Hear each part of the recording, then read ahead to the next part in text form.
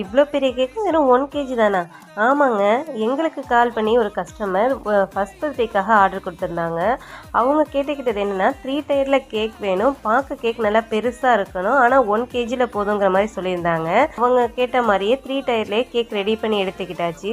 ஒரு டயரை கேக்காகவும் மற்ற 2 டயரை டம்மி யூஸ் பண்ணி இந்த கேக்கை கம்ப்ளீட் பண்ணி எடுத்துக்கிட்டோம்.